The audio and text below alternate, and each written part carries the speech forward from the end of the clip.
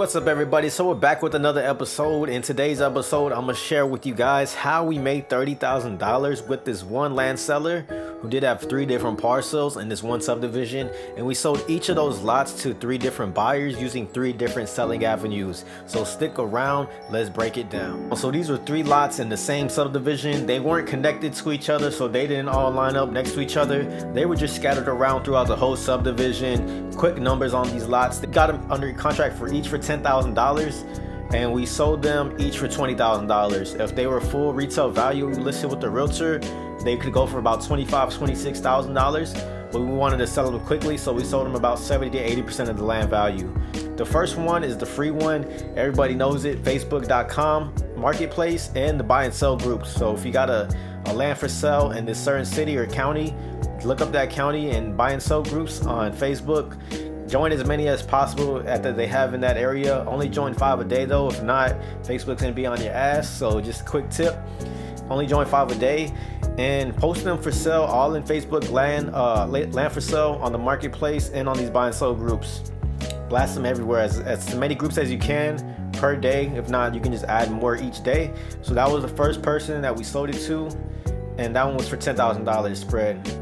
The second person we sold it to was using land.com. And land.com is like a subscription platform where you can just post your land deals for sale. And so we got somebody who was interested in it on land.com. They inquired, sent them all the information.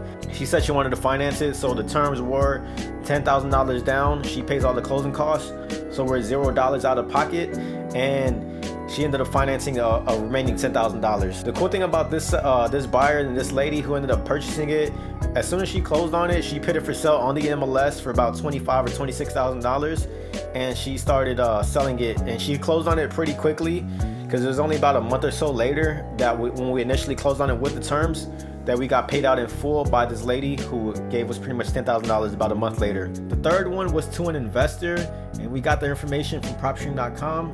Pulled a cash buyers list, skip trace that list through batchleads.com, got their phone numbers, did a text campaign, ended up texting everybody on that list who had bought land in the past year to 2 years and that paid cash for it. So after we sent a text campaign through that whole list, we had a few people interested, saying they were still looking to buy some land in lots out in that subdivision.